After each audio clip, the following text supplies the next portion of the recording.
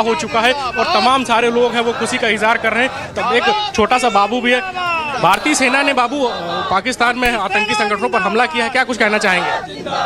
हम लोग कहते हैं 31 इंसानों का बदला लिया गया है, क्योंकि कहते हैं वो लोग बहुत गंदे सोच वाले हैं, इसलिए हम बच्चे लोग और हम लोग भारतीय सेना लोग जश्न मना रहे हैं कि कहते हैं एयर स्ट्राइक हुआ है पाकिस्तान पे। कुछ और भी लोग हैं जो विश्व हिंदू रक्षा परिषद के संगठन की तरफ से यहाँ पर हैं और लगातार जश्न मना रहे हैं। बड़ी कामयाबी है भारतीय सेना की, वहाँ पर करीब 9 आतंकी संगठनों को पूरी तरीके से तबाह कर दिया है, क्या कहेंगे? देखिए, विश्व हिंदू रक्षा परिषद का अभी 4 मई को बहुत अंतर्राष्ट्रीय सम्मेलन था। उसमें लोगों ने कहा था कि मोदी जी बहुत जल्द दिखाएंगे। इतना जल्द 426 लोगों को मार गिराएंगे, ये मालूम नहीं था कि 26 की जगह 426। मोदी जी जो 56 इंच का सीना है, आज उन्होंने करके दिखा दिया। हमारे भारत का पूरा हिंदू मुसलमान, सभी हिंदू मुसलमान मिल करके उनको बधाई दे रहे हैं और सभी खुशी है भारत में, और कुछ दिन में पाकिस्तान में कब्जा कर लेंगे। ये और भी लोग उनसे बात करके जानने की कोशिश करेंगे। आज भारतीय सेना ने एक बड़ी कार्रवाई की है, 9 आतंकवादी जो संगठन थे उनको तबाह कर दिया है पूरे तरीके से, क्या कहेंगे? कितना खुश हैं आप लोग? हम लोग बहुत खुश हैं और हम लोग मोदी जी से ये चाहते हैं कि ये पूरा पाकिस्तान को हिंदुस्तान में मिला ले। पूरे पाकिस्तान पे हिंदुस्तान का कब्जा होना चाहिए। और बड़ी खबर आ रही है संजय, इस बीच अपने दर्शकों को बता दें, बड़ी खबर है। ऑपरेशन सिंदूर के बाद सामने आ गया है। ऑपरेशन सिंदूर के बाद गृह मंत्री अमित शाह का पोस्ट, हमें अपने सशस्त्र बलों पर गर्व है। अमित शाह का पोस्ट ये सामने आ चुका है एक्स पर। हमले का मुंहतोड़ जवाब देने के लिए प्रतिबद्ध। ये बात पहले भी गृह मंत्री की तरफ से कही गई और अब जब ये पूरा हमला हुआ है, ऑपरेशन सिंदूर हुआ है, उसके बाद भी उन्होंने लिखा आतंकवाद को जड़ से खत्म करने के लिए प्रतिबद्ध।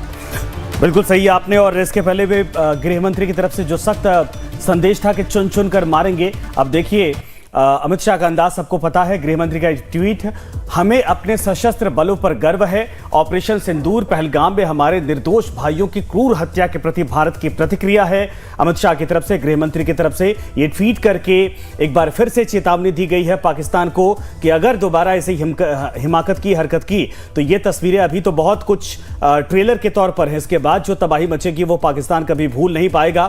और ये देखिए कुछ जो रात की तस्वीरें आई हैं वो एक एक करके, जब यहां पर मिसाइल गिरी उसके बाद दीवारों से लेकर वहां पर जो आग लगी और उसके बाद धमाका हुआ, वो साफ तौर पर दिखाता है कि पाकिस्तान का लगभग जो पीओके से सटा इलाका है या फिर बहावलपुर के आसपास का इलाका है वो कैसे थर्राया हुआ है। और एक बार फिर से अपने दर्शकों को दिखा दें अमित शाह का वो पोस्ट जो सामने आया है, हमें अपने सशस्त्र बलों पर गर्व है। हैशटैग ऑपरेशन सिंदूर, पहलगाम में हमारे निर्दोष भाइयों की क्रूर हत्या के प्रति भारत की प्रतिक्रिया है। और उन्होंने लिखा आगे, मोदी सरकार भारत और उसके लोगों पर किसी भी हमले का मुंहतोड़ जवाब देने के लिए प्रतिबद्ध है। भारत आतंकवाद को जड़ से खत्म करने के लिए पूरी तरह प्रतिबद्ध है।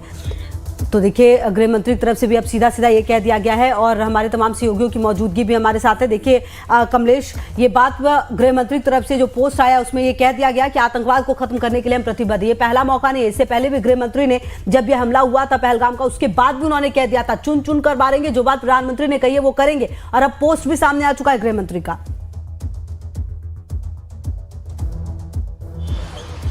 जी देखिए, पूरे इस पहलगांव की घटना के बाद लगातार 3 नेताओं ने इस तरह का रिएक्शन दिया था। आप प्रधानमंत्री बोल रहे थे, रक्षा मंत्री बोल रहे थे, गृह मंत्री बोल रहे थे। इसके अलावा कोई भी सरकार का कोई मंत्री नहीं बोल रहा था और विदेश मंत्री विदेश स्तर पर मोर्चा संभाले हुए थे। यानी विदेश मंत्री अपना काम कर रहे थे, लगातार उन देशों के साथ बातचीत कर रहे थे, मित्र देशों के साथ बातचीत कर रहे थे।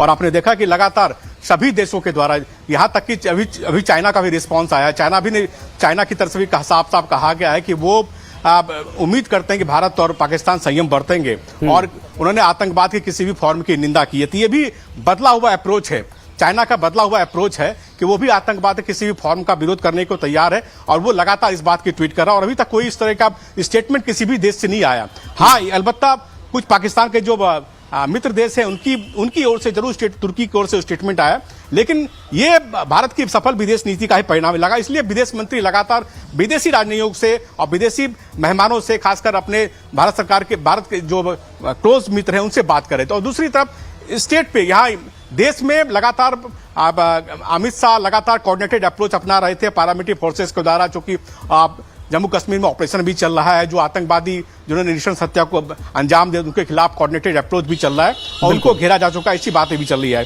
तो और तीसरी बात कि प्रधानमंत्री जनता को आश्वस्त कर रहे थे।